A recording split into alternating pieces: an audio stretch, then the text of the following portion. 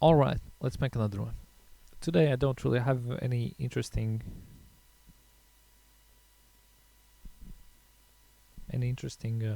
backgrounds or anything.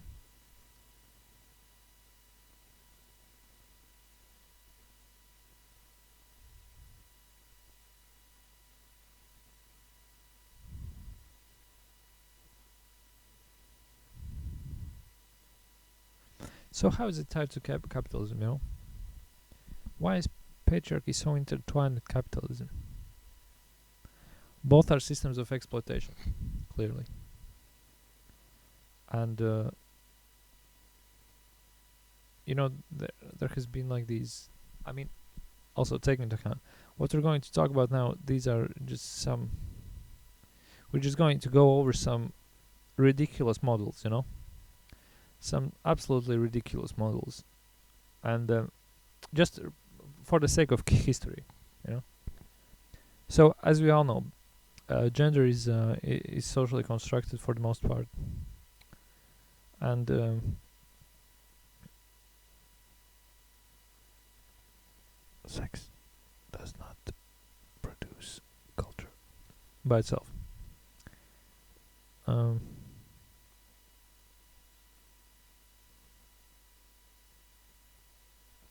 so there have been many kind of views how to look at this. One, for instance, being that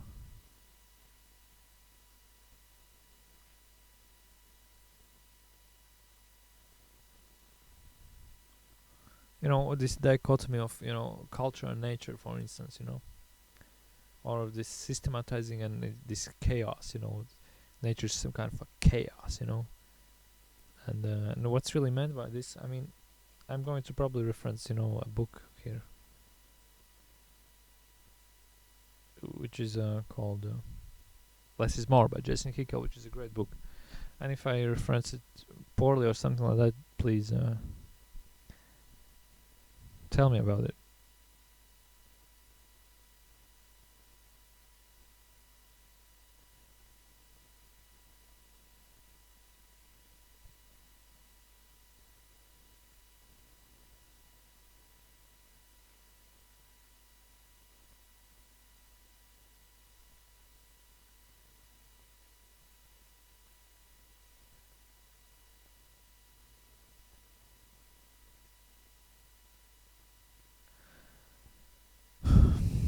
I'm in a really unusual mindset today. When I spend time alone, it's like I'm recharging.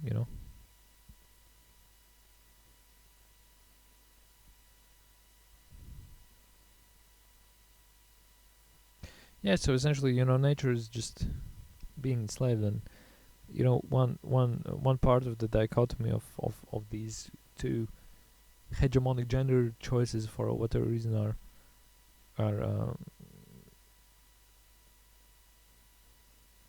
so essentially the idea of capitalism is you just take out from the ground or from nature, you just take as much as you can and make a profit. It's a system that's driven by profit, driven by growth. So unless you're exploiting your the amount of exploitation you do increases, you're essentially breaking the system.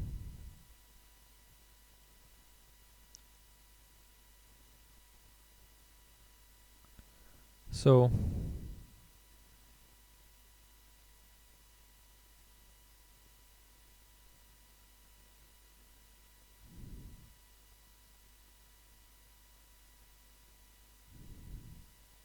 yeah, it's just I'm kind of floating around a bit. Yes, once again, I'm just going to talk about a bit more from what it entails from the a male man presenting people. It feels like, all right, nobody's asking me how I feel. I feel terrible. It's just stupid. Nobody cares about me. But the problem here is that it's self-inflicted. This state of is self-inflicted. All right.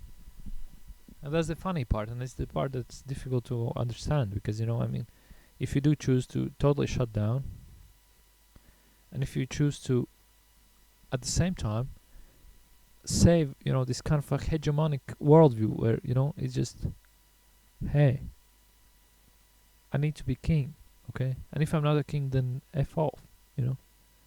If you're trying to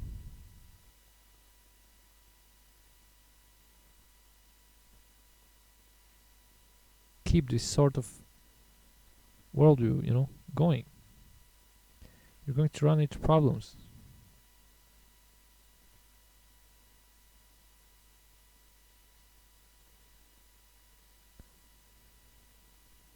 Um,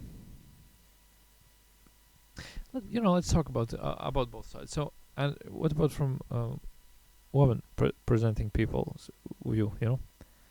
You're being exploited, clearly. You know, and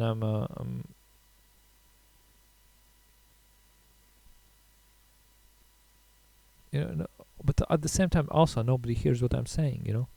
I'm just saying these things, but nobody hears it, and that's clearly because the other side is just so tangled up in this requirement of domination, that they just can't hear what you're saying. Also at the same time, the emotional reciprocity on understanding is just, it's gone. It's not there. It doesn't exist anymore. Because how can you dominate? How can you exploit unless you're cut off from any sort of understanding? Um, so yeah, and it's just terrible. It's so, all these systems, that we see, they are, I don't know, I mean, how to change them. We need to, I think it's clear. We're required, we need to,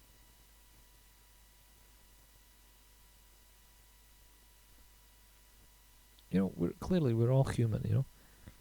But we're so stuck in these, traditional forms of these categories. It's just painful. It's painful. And as some people say, okay, all right, just dismantle the category itself. Just fuck gender. It doesn't exist. But it's such a dumb way to approach it. Because essentially, what you're trying to do, if you're saying that, is you're trying to tie gender to some kind of a biological. Essentially, you're just embracing biological determinism, and then we get into all of these interesting things like evolutionary psychology, um, or I mean, you might even be into eugenics, or for that matter, or something like that. Something that's sketchy, and just to say at least, we don't want that. So we just need to we need to recognize these social aspects of these issues, and the way that they arise, because if we don't, it's just,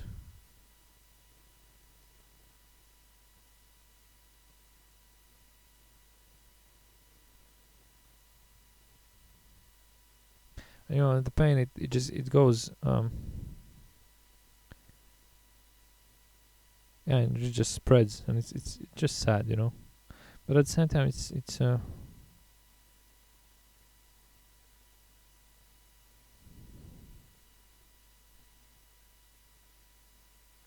yeah, and this anger and this entitlement as well, it's ridiculous. So I was just, I'm sacrificing myself, that's why I'm entitled to this, or to that.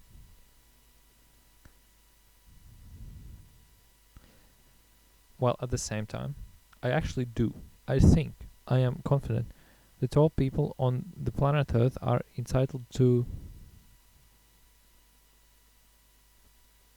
food and shelter.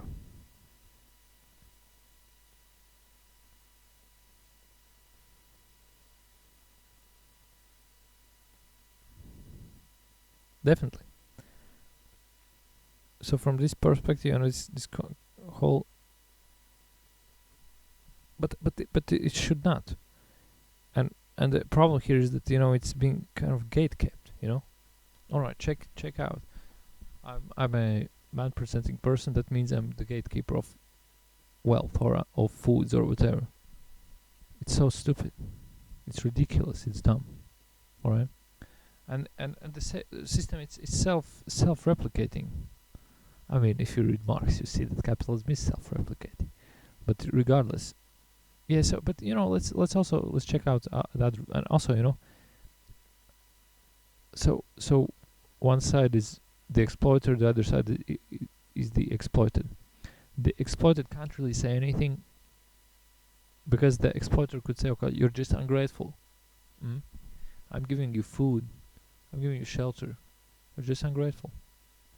But the exploited and the exploiter at the same time has sort of like, okay, you're not listening to me. I'm sad, whatever. It seems like a um like two-sided kind of like conversation relationship, but it's not. It's just, oh, this one is such a ramble. The previous one was far better. This one's a ramble.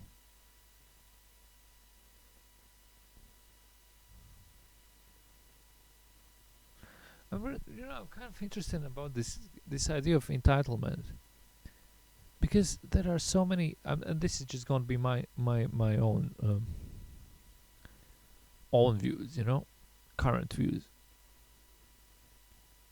I think that, let me just state it outright. I believe, I'm totally, absolutely, 100% confident and sure that all people on planet Earth deserve food and deserve shelter. Is that controversial? Is it? Is this controversial?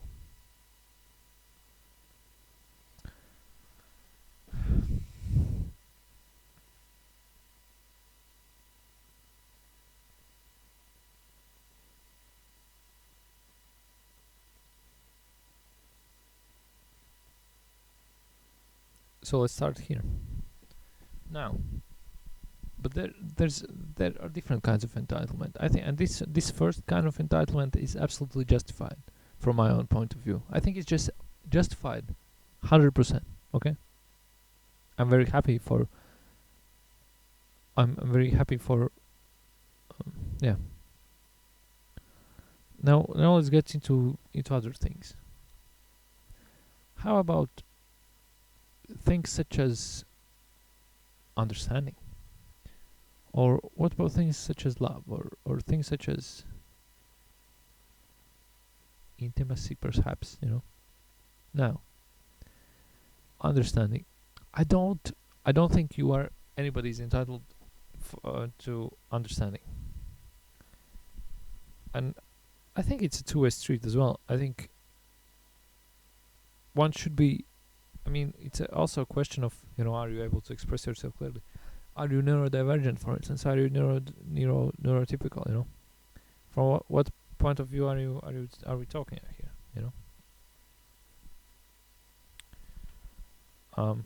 And also, I'm kind of wary of dominant groups. In situations, and I recognize that. I think hegemonic structures are important too, and it's kind of funny because you could say, okay, I'm pretty much just sawing off of the branch that I'm sitting on. You can't look at it that way. You can definitely. But I mean, if the the whole tree that I'm sitting on is being cut off, so I need to do something probably. Well, it's not. I hope. From different perspectives. So yeah. What about love? Well, nobody is entitled to that either. Although I do think that human kind of this reciprocity, these human connections eventually do might produce something akin to it. What about intimacy? Absolutely not. Nobody's entitled to it. But it's also the same as the previous example. It might. There are things that I think are basic needs, and there are things that are not. and everybody's I think totally entitled to having your basic needs met. You know, this whole idea that we're required to go and suffer and um, toil just in order to be able to survive is rubbish. It's ridiculous. You know, for instance, especially we can look at the world. You know, there are people who are literally starving on the street, and then there are people who are I don't know, starving in space maybe, but that's not quite definitely not starving on the street.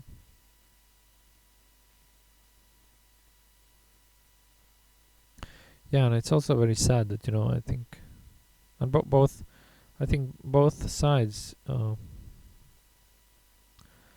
just become sad in these patriarchal relations. You know, it saddens me. You know, I've seen it in my own life, and it gets too personal, doesn't it? I mean, autistic. I can talk some nonsense for a while, can't I? And I'm not. I don't have any kind of. Uh, I'm not interested in dominating anybody. You know. I think I'm. Yeah. Whatever.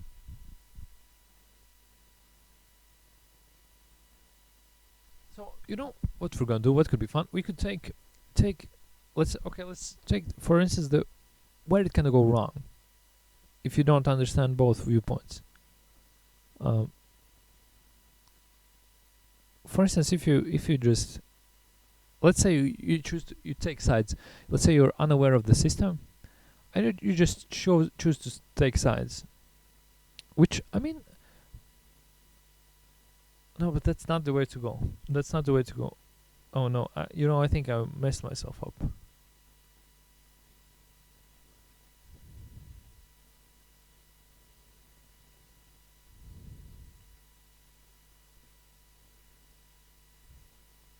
Yeah. So once again, when presenting people, just they become essentially become objects to be exploited. Under this patriarchal system.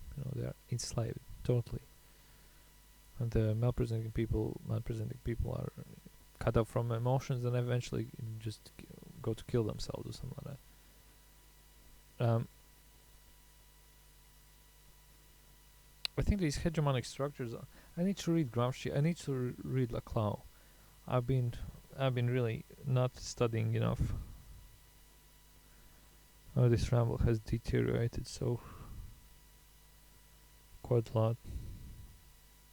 But I feel I need to share these things because they have, for me at least, they have definitely helped me.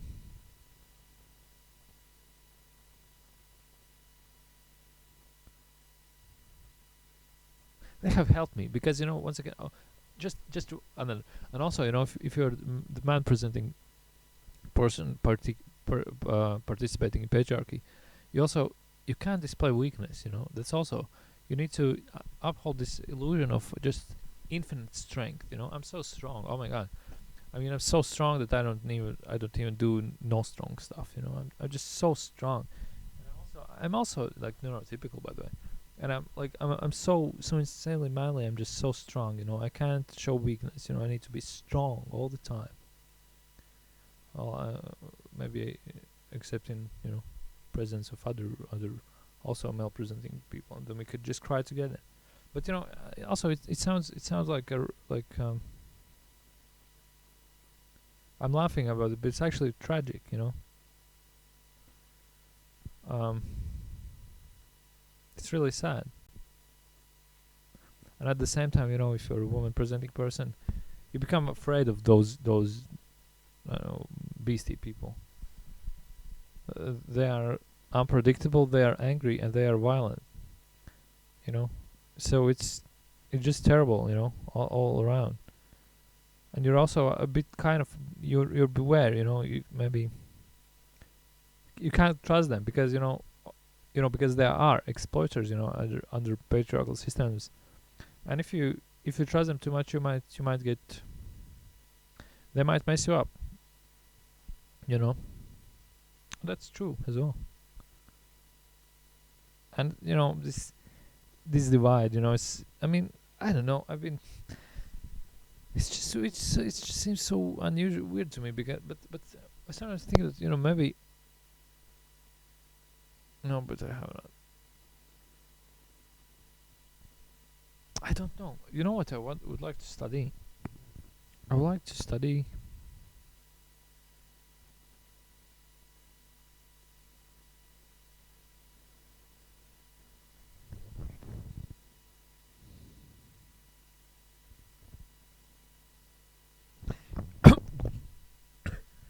I'm thinking of these things in different contexts, because from one point of view,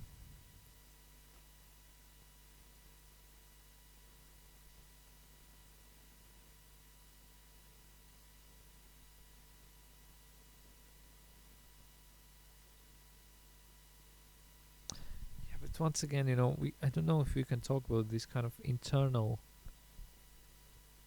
facts. You know, I think it's a bit dangerous, because if you do let yourself slip into this bioessentialistic worldview, it's a kind of worms, and and you become blind to politics. You cannot see culture anymore. Yeah, but okay, But what about societies who do not participate in capitalism, for instance? What about societies who do not rely on hegemonies? Like that.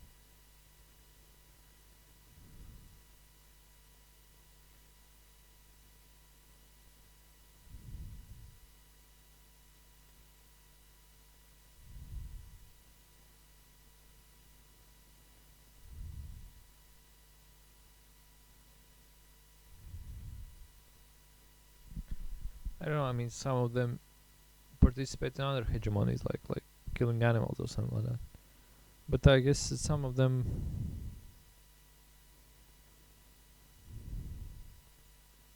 I don't think, at least from what I read, that there are so many hegemonic structures actually. Because if somebody just tells you to do, for instance, something you don't want to do, I mean, you can pretty much just walk away.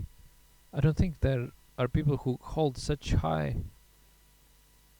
I don't think there are too many people who just have an, let's say, unbalanced control over resources. I think that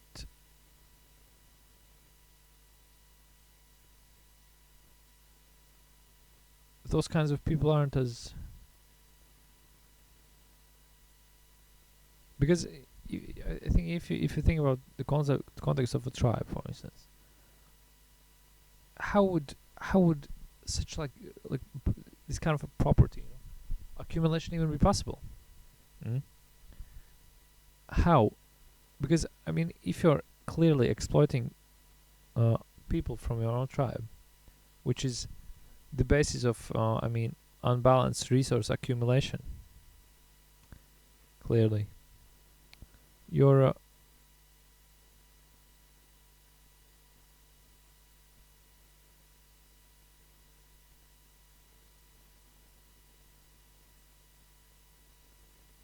you're just I think you would be kicked out of the tribe pretty soon. you know so I don't think in context of tribes there are really too much possibilities or chances or reasons for such resource accumulation. Or for instance, okay, but what about gender in the context of a tribe, for instance? Oh, this is a tricky question, because first of all, I have not read anything on it, and I'm just going to improvise here. Well,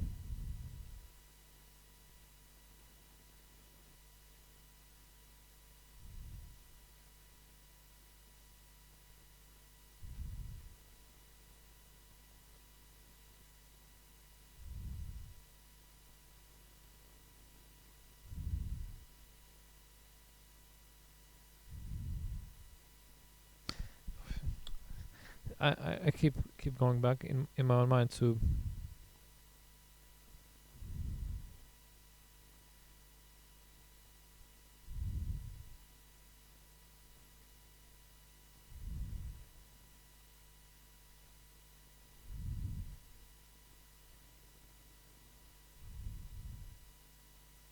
I keep going back to these